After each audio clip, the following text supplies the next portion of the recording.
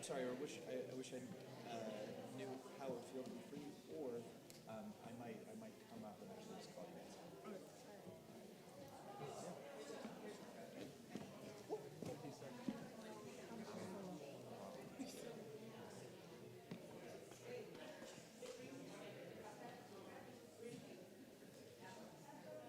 You want this up? Oh, great.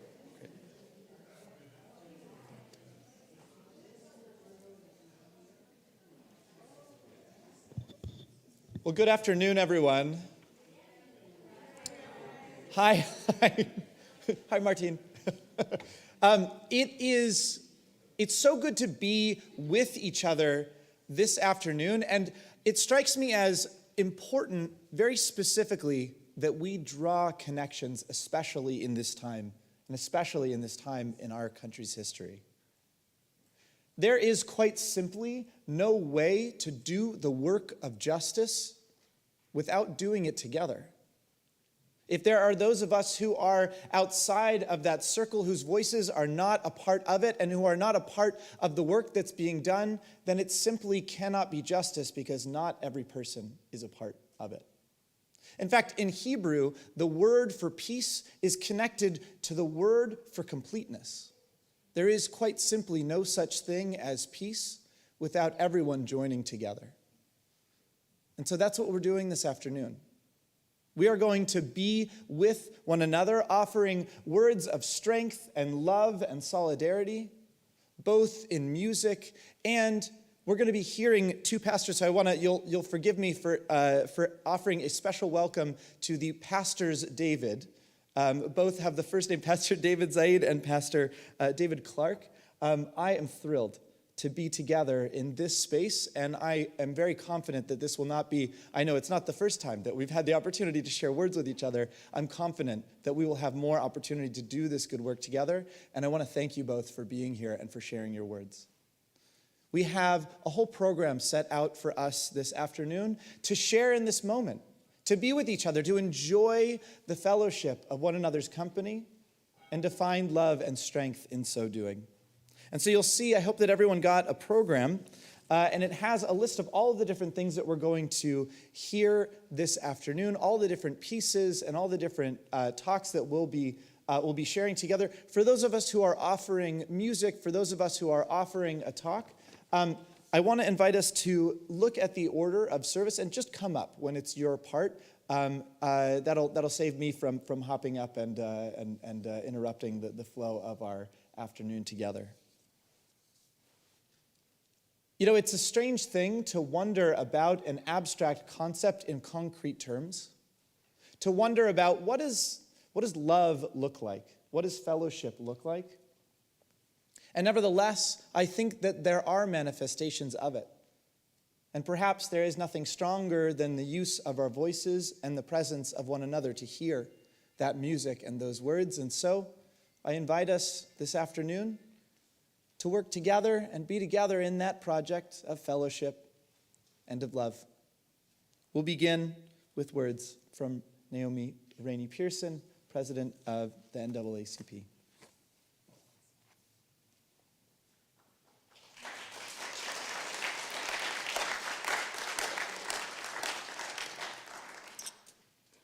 Thank you, Rabbi Fox. Thank you, members of the church. Okay. I thank all NAACP members, these wonderful performers. I'd like Dr. Minnie Douglas to stand. Where's...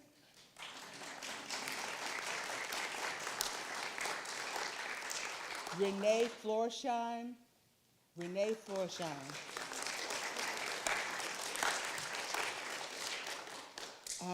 We have, I think, 1,000. We've lost some people because of COVID and not being able to get together. But I thank all of you for being here. I was an educator, and David Zaid is from Long Beach Unified School District. My pastor is here, Pastor Clark. And I met a lady, and I guess I'm gonna have to watch what I say and put on this Facebook. I met a lady, and she says, I know you from Facebook. Where are you? She said, I know you from, she said she knows me from Facebook. So I'm gonna have to watch what I, yeah. I'm not a Kanye or any of those naysayers or people that don't understand that love is important. We're united as brothers and sisters in Christ and other religious faith. And the purpose of today, the NAACP believes in unity, love. One of our goals is to eradicate racism, all kinds of hatred, discrimination, violence. I'm from Mississippi, and I was there doing many horrific incidents. My cousin's tongue was cut out for speaking out. There are stories, but this is a day to speak about unity, a day to, if you're not, to express yourself in love, not in anger. Dr. King says that only love, only light will put out darkness. That is the purpose for us being here. Also, Dr. King stated, if you know that there's a wrong, if you know that there is darkness, stand up, speak out. Don't put yourself in harm's way, but speak out. He stated, if you are silent when there is wrongdoing, when you know that there's hatred, when you know that there is discrimination, when you know that there are people that oppress and put others down, and you are silent, it is as if you are part of that club. Young people, you have a voice. Any person in the audience, I've been called, and I don't say the N word because the N word could stand for anything. I've been called a nigger. I've run home from school. I've run when they threw bricks. A young boy in my class was cut up when he integrated a white school, and they took his arm and wrote, "This is what we do to niggers that don't know their place." People saw it. When people talk about Hispanics and the walls, and I'm not preaching any political party, but when they talk about walls, when they, as a little girl, the water fountains, and you can look this up on your computer. If I was on the sidewalk and a person was white in Mississippi, I had to step down because you couldn't be on the same sidewalk. And another horrible, horrific, bad experience, but I got separated from my mom at the county fair. We had the little pigs that we grew for, I don't know whether it's separate for boys and girls, it's 4-H. Do any of you, is it 4-H? But anyway, I got separated, and I was holding I got separated from my mom, and I was holding this Caucasian lady's hand, and she looked down at me. Maybe she was, my mom says, well, she was just shocked to lose her baby, but it was such a bad feeling to act as if I was dirty, different, and unworthy. Young people, any group, let nobody put you down that you don't feel that you have a value. We're all, whatever your religion is, God's children. We must be united and always remember that you have a value. Enjoy today, and thank you so much for coming. And Rabbi Fox, Cantor, Kelly, thank you so much for working with me. I'm really sorry that in February we didn't get to do this program, but I appreciate your help because uniting together, you show that you believe in love, that you fight against hatred, discrimination, and violence of all forms. Thank you.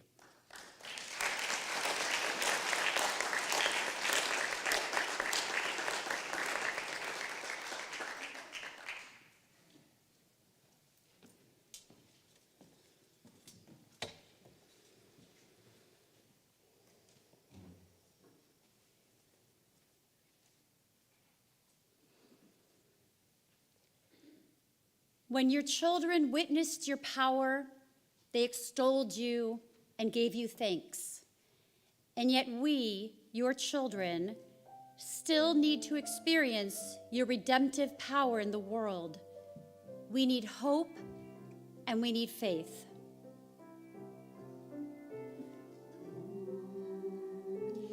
In the words of Dr. King, with this faith, we will be able to hew out of the mountain of despair a stone of hope.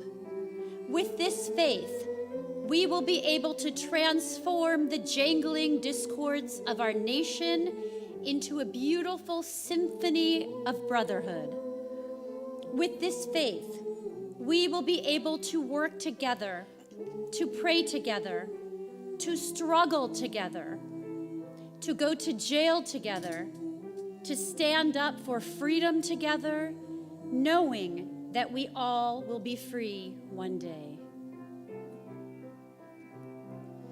I hamocha ba'ili Madonai, I kamocha nedar ba'kodesh, nora tehilot, o seifele, molichutecha rauvanecha, bokei ayam lifnei Moshe u'Miriam, ze eli anu ve'ameru.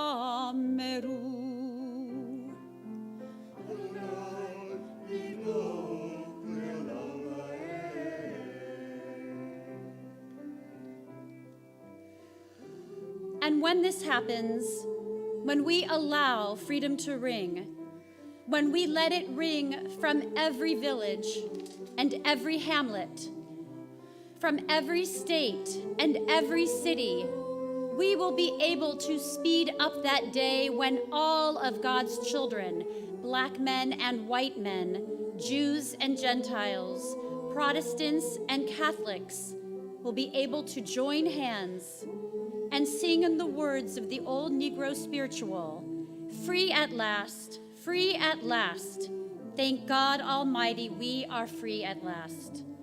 Praised are you, O God, the Redeemer of us.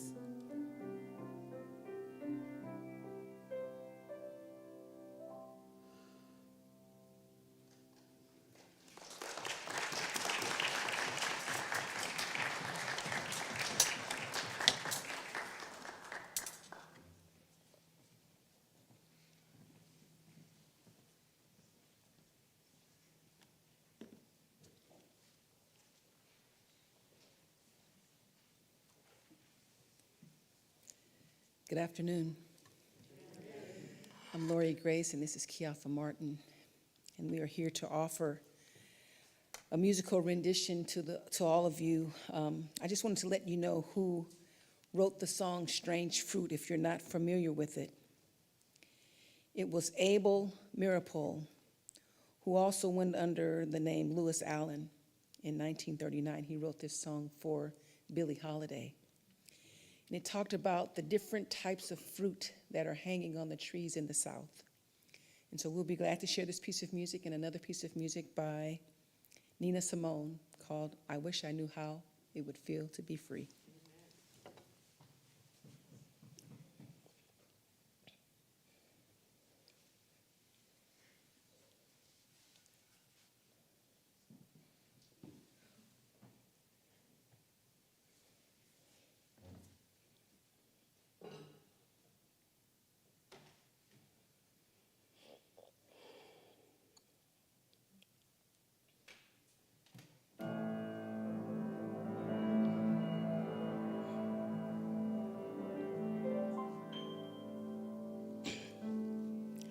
Southern trees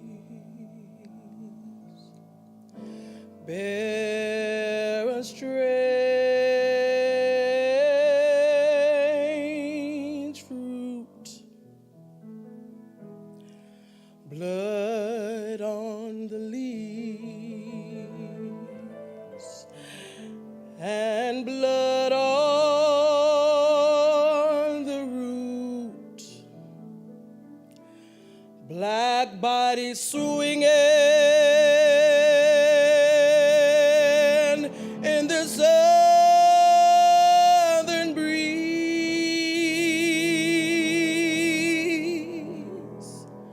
Strange fruit hanging from the poplar trees.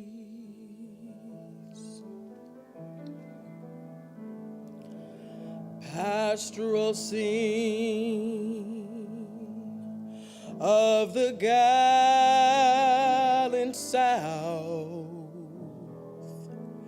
the bulging eyes and the twisted mouth, scent of magnolia, sweet and fresh.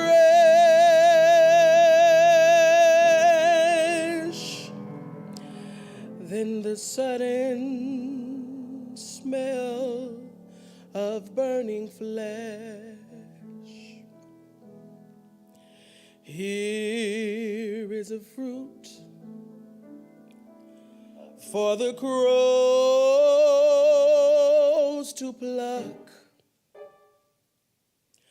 for the rain to gather, for the wind to soak,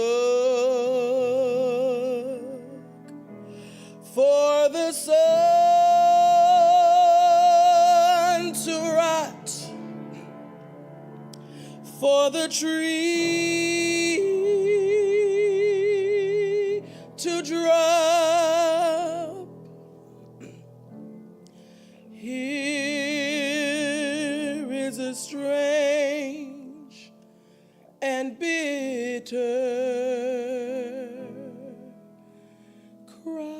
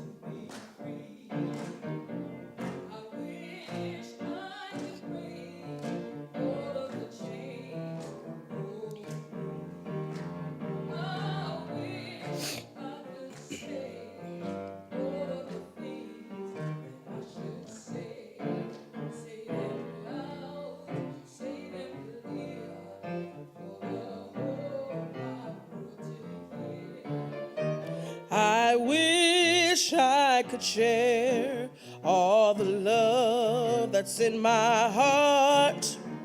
Remove all the bars that keep us apart.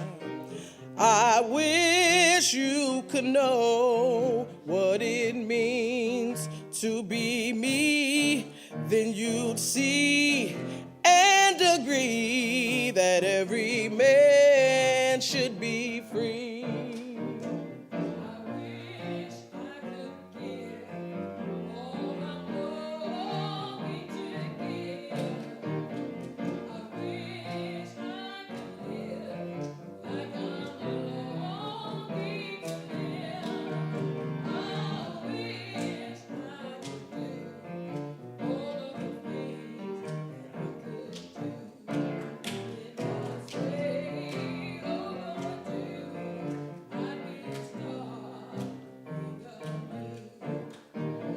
I wish I could be like a bird in the sky. How sweet it would be if I found that I could fly.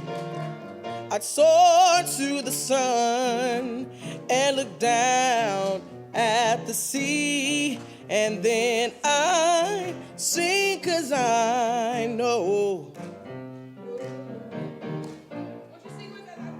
I wish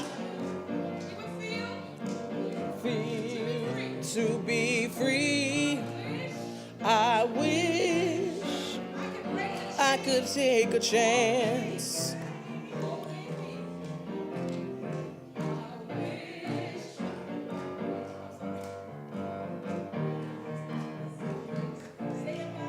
Say it loud, say it proud.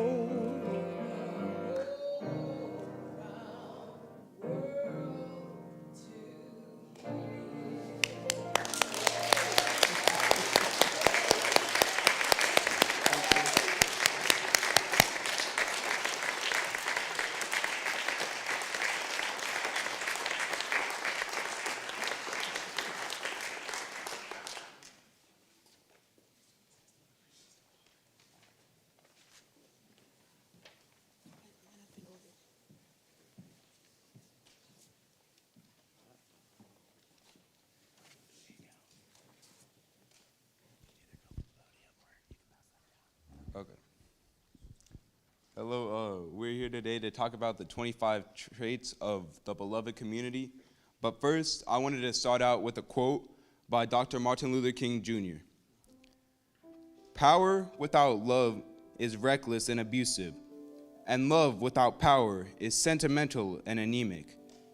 Power, at its best, is love implementing the demands of justice, and justice, at its best, is power correcting everything that stands against love." Dr. King's beloved community exhibits agape love, which, as the love of God operating in the human heart, seeks to preserve and create community. This love does not accept injustices or evil as acceptable. Rather, it loves by the way of justice, which ensures equity in access, participation, and flourishing for everyone. The beloved community manifests and protects agape love as its guiding principle and is shown in the following 25 ways. Number 1, offers radical hospitality, an inclusive family rather than an exclusive club. Number 2, recognizes and honors the image of God in every human being. Number 3, exhibits personal authenticity, true respect, and validation of others. Number 4, recognition and affirmation, not eradication of not. Number 5, listens emotionally and fosters empathy and compassion for others. Number 6, tolerates ambiguity. Realizes that sometimes a clear-cut answer is not readily available. Number 7, builds increasing trust and works to build avoidance of differences and others. Acknowledges limitations, lack of knowledge or understanding, and seeks to learn. Acknowledges conflict or pain in order to work on any difficult issues. Speak truth with love, always considering ways to be compassionate with others. Avoids physical aggression and verbal abuses.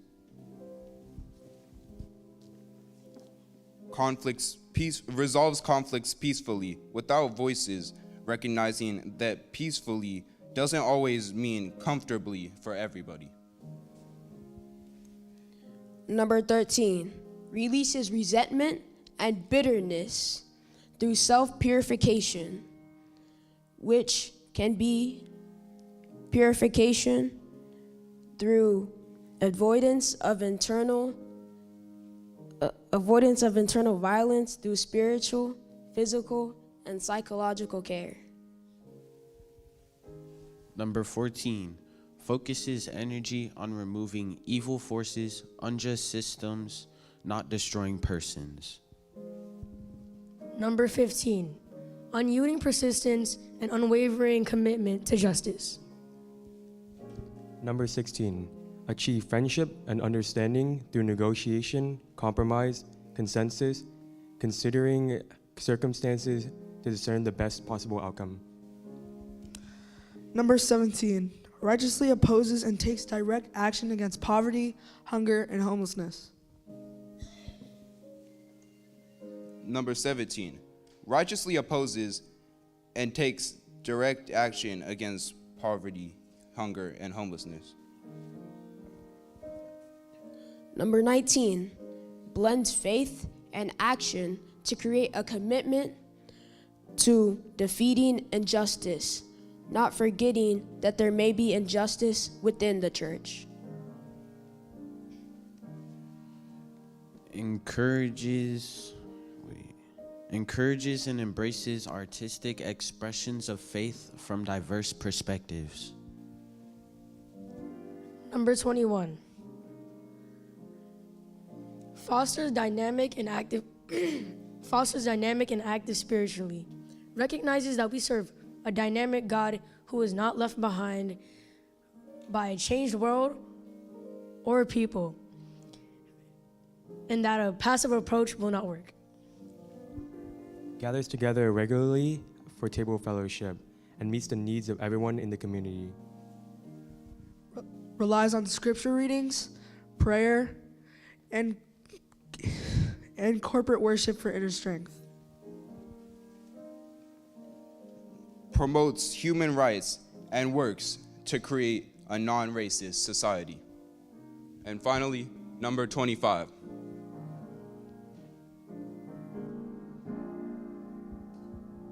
Shares power and acknowledges the inescapable network of mutuality among the human family.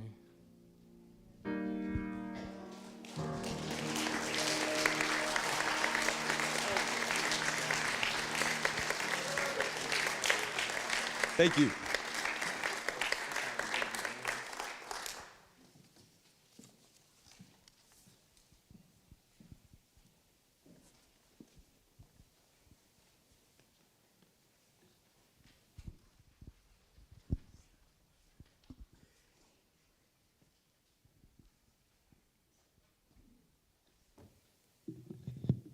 Can I just ask you to put your hands together one more time for all of the young people?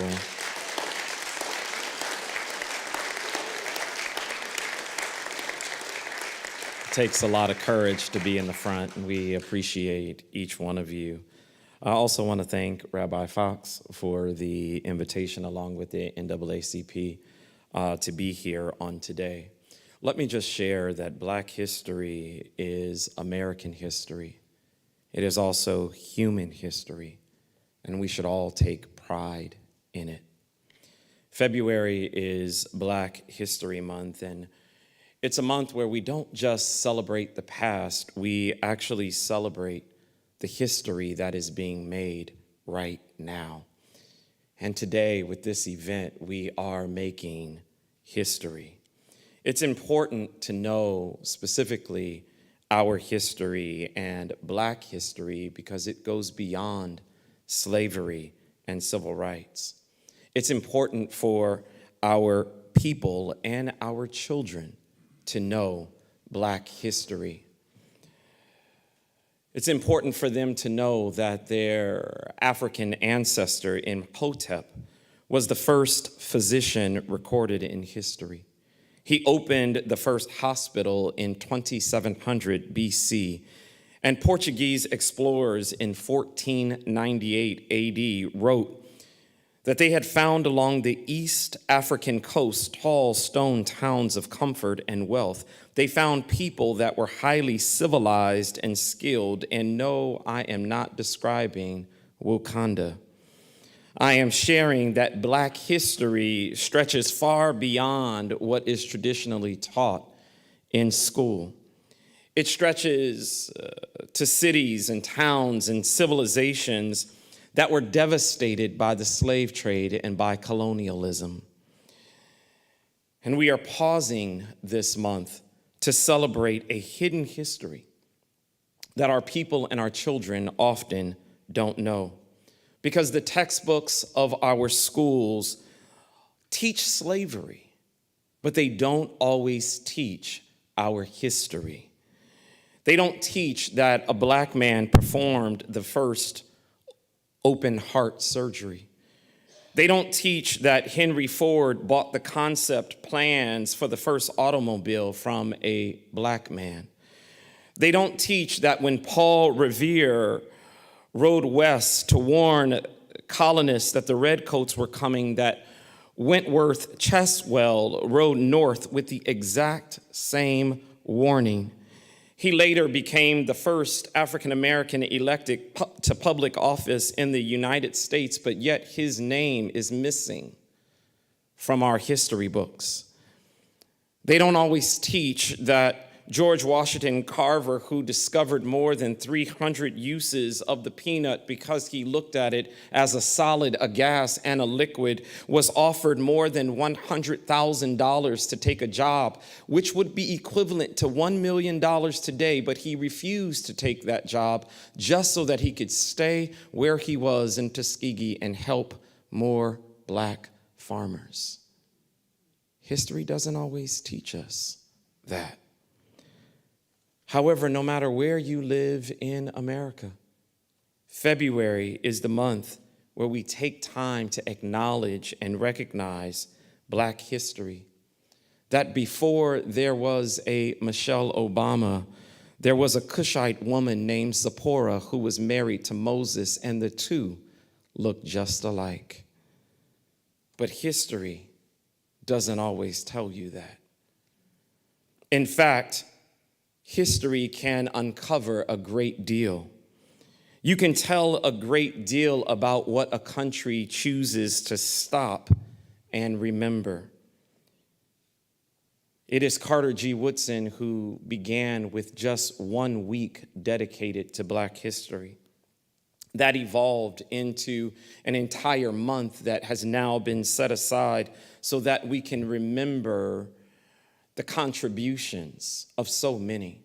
And Black history is important because Black history unapologetically memorializes the contributions and achievements of outstanding Black doctors, engineers, politicians, pastors, athletes, activists, musicians, inventors, innovators, organizers, and activists. Black history allows the perspective of African, Caribbean, and African American culture and value and traditions to be called into our present to provide a guide for us right now. Black history provides the mechanism and the opportunity opportunities to maintain a sense of community and belonging. That we may have different last names and certainly different hues to our skin tone, but we are one people and one family. Black history helps to mitigate the effects of urban amnesia that often attempts to erode, gentrify, co-opt, or erase the backs and shoulders that we stand on, the contributions that we benefit from, or the intellect that we are building on today. Our history allows us to tap into the power, the resiliency, the perseverance, and the strength of yesterday, and harness that same power today. Black history is American history.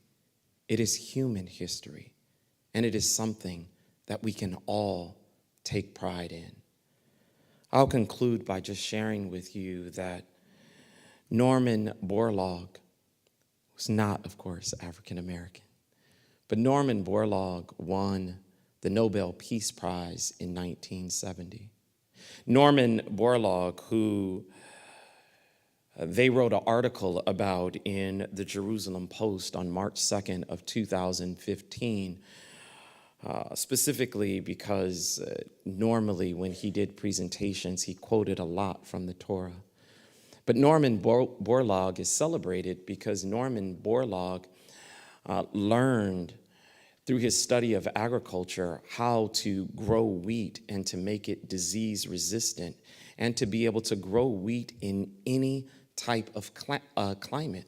And because of Norman Borlaug's work, over 1 billion lives on this planet are attributed to being saved by his work. And so the question is wow, shouldn't we pause to stop and give tribute to a person who saved 1 billion lives? But the question is was it Norman Borlaug by himself? Because if I used history would show you that Norman Borlaug actually studied under George Washington Carver in Tuskegee. It was George Washington Carver who actually took Norman Borlaug into the way that he studied and the way that he specifically studied agriculture. It is George Washington Carver who actually saved the South by teaching them not to deplete the soil and by rotating the crops around. It is George Washington Carver who invented over 300 uses for the peanut, and the peanut became the second highest grossing item in the South under cotton. So when we really ask the question, is it Norman Borlaug who saved 1 billion people? Or could it possibly also be George Washington Carver? But if we used history, we would have to go even further because, see, George Washington Carver's parents were the Washingtons. And the Washingtons and the Carvers were best friends. And when George Washington was just 1 week old, raiders came into his town, not wanting farmers to own their own property, murdered his mother and his father, and kidnapped him. And because the Washingtons and the Carvers were best friends, Moses Carver paid someone to track them down, and in the middle of the night, he traded the last horse he owned for a cold body that was in a knapsack that was George Washington. He took him out of the knapsack, put him in his clothes to warm his body, and then walked with him over 20 miles, nursed him back to his health. So is it Norman Borlaug? Is it George Washington Carver? Which now you know why he took the name Washington Carver, to pay tribute to the man and the family who actually raised him.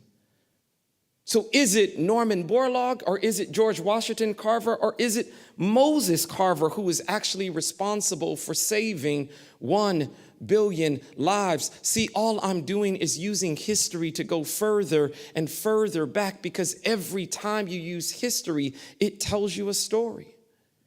And I could keep going further and further and further, all the way to the book of Joshua, right after the 5 books of the Torah, to find where God makes the statement to Joshua, I will never leave you nor forsake you. Because when you really use history, it takes you all the way back to a God who created each one of us, distinctly different, but all one family. And so as we pause to celebrate Black history, I just want to remind you that Black history is American history, and it is actually human history that we should all take pride in. Thank you.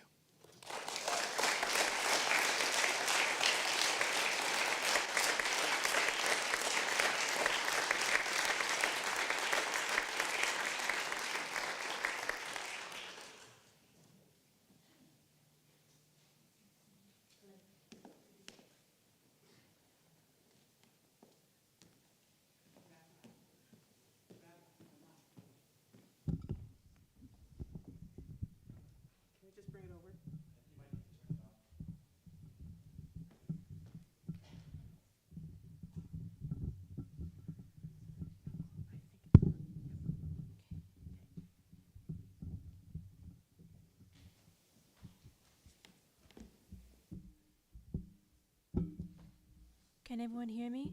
No? No? A little bit louder? Okay, let me move this over here.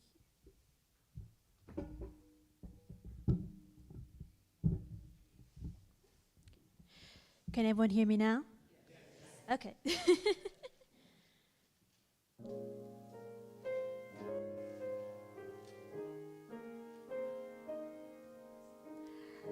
Let there be peace on earth, and let it begin with me.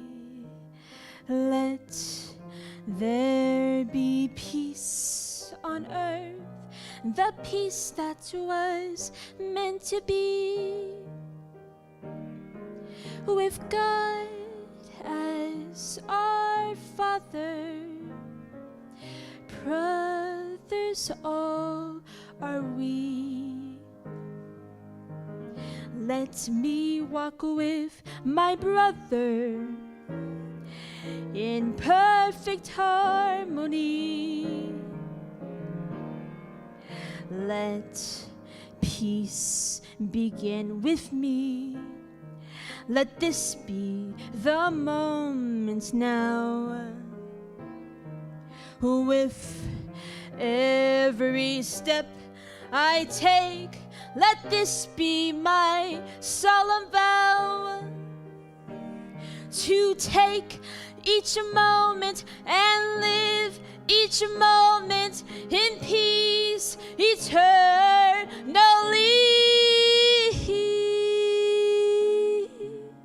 Let there be peace on earth, and let it begin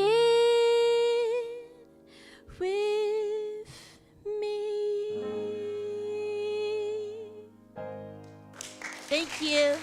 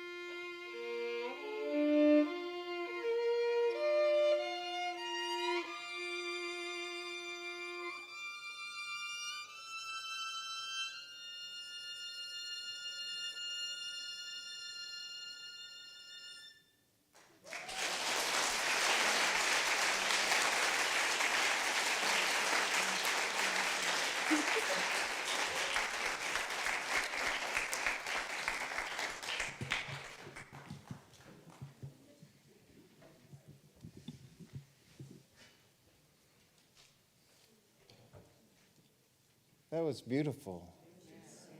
This is so,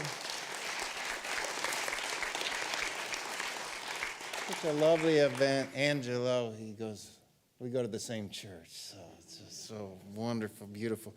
And thank you to all of you for being here, for Rabbi Fox, for the temple, for hosting us, for Naomi, for inviting me, and we'll get on with it here. I'm reminded today that the work toward overcoming racial injustice is ongoing. We all want to live in peace and harmony with our neighbors, but that does not mean sticking our head in the sands and letting things be. It means active engagement to right the wrongs, to press toward fairness and equality. It must be born from a hope for a compassionate community, the beloved community, that is translated into concrete terms educationally, legislatively, politically, culturally, and spiritually. So glad that these fine young men read from the 25 principles of the beloved community. Martin Luther King Jr. also talked about the 6 principles. I'll just give 6. The 6 principles of nonviolence that are at the core of the history of how the changes that have been made were really enacted. Through these principles of nonviolence are the principles that can guide us today, and it's worth remembering what they were. Sometimes we think about nonviolence just means somebody hits you, you don't hit back. But the principles of nonviolence go much further into an attitude that we can all embrace. And it takes courage. Here are the 6 principles. 1, nonviolence is a way of life for courageous people. The principle emphasizes the importance of embracing nonviolence as a way of life, not just a strategy for achieving a particular goal. Nonviolent resistance requires courage, discipline, and a deep commitment to justice and equality. Nonviolence, number 2, seeks to win friendship and understanding.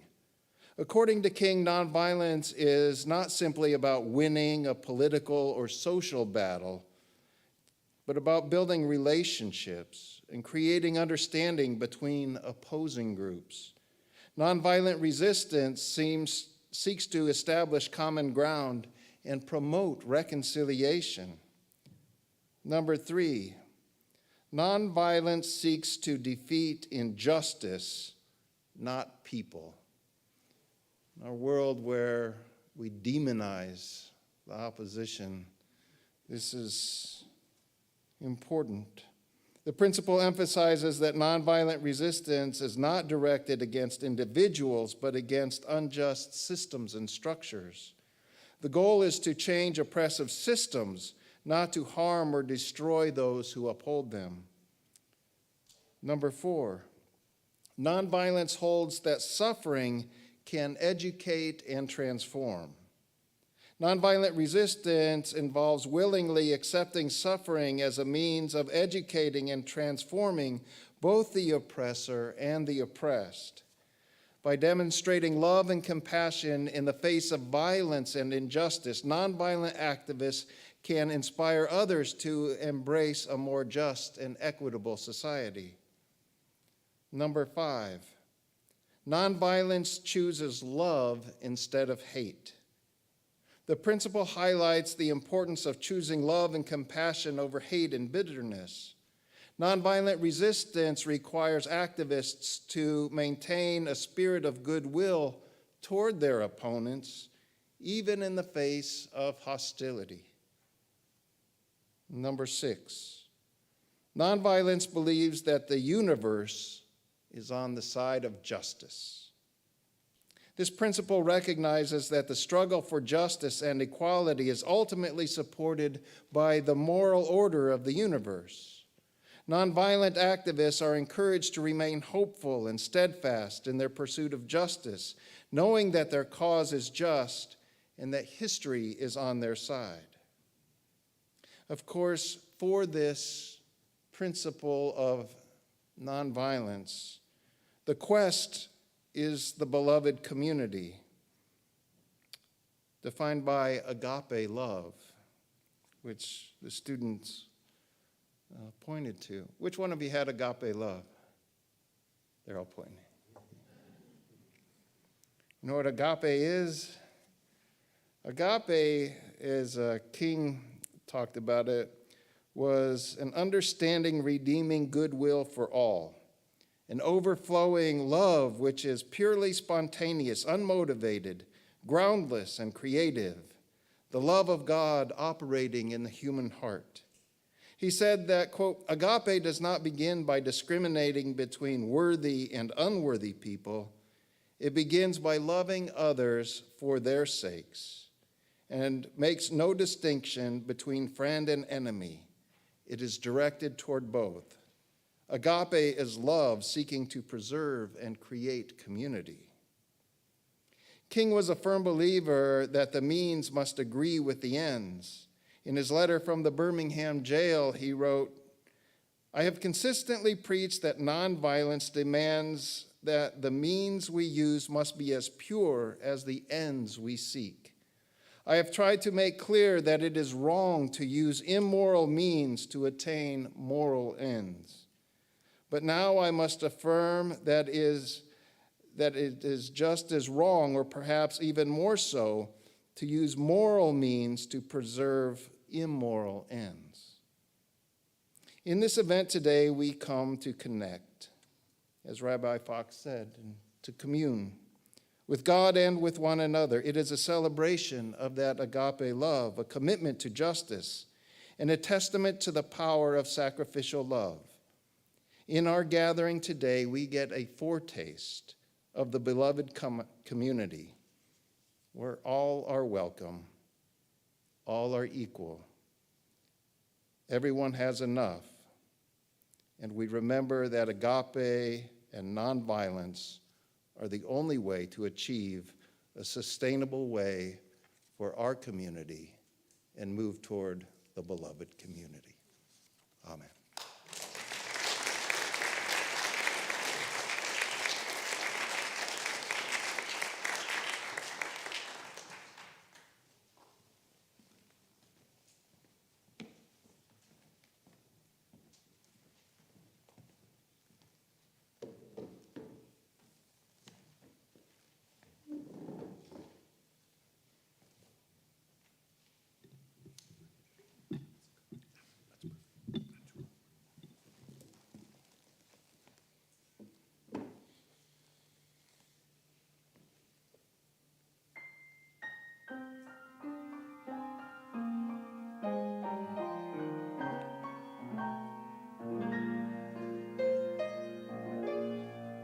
I was born by the river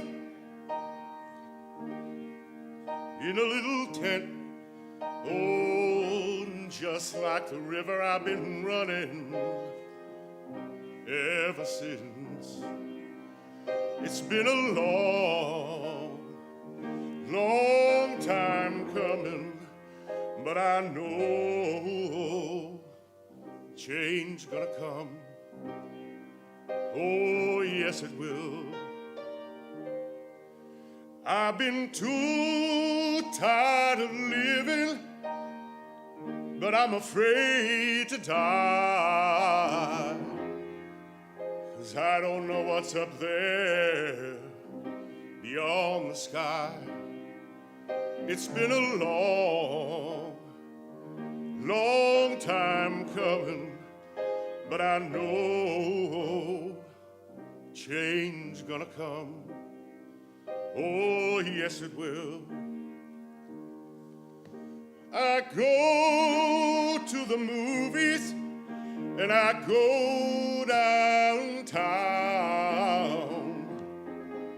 but somebody tells me don't hang around.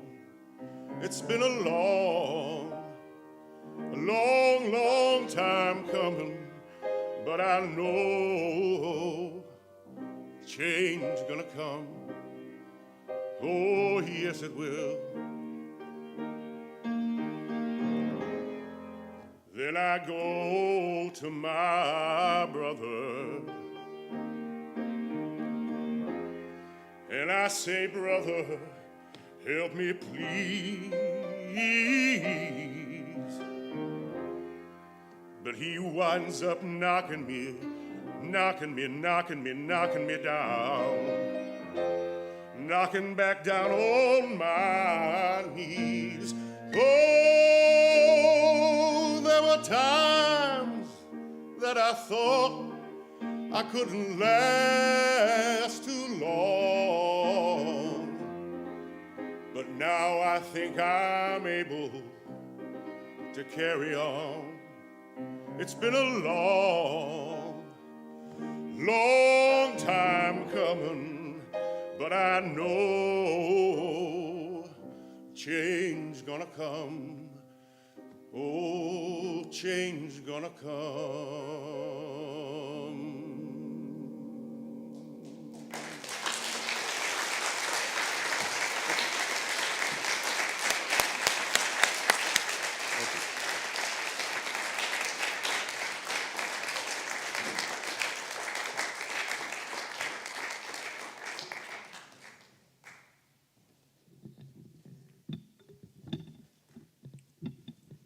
Well, this afternoon, we have taken the time to look at what that change might look like and give a little taste of it by being together. May we carry that through the rest of this powerful month, a reminder that we are all connected, each and every one of us, and that we have good work to do, and to do it well, to do it morally and right. Wishing all of us continued love, continued fellowship, and may we see justice in this world. Good afternoon.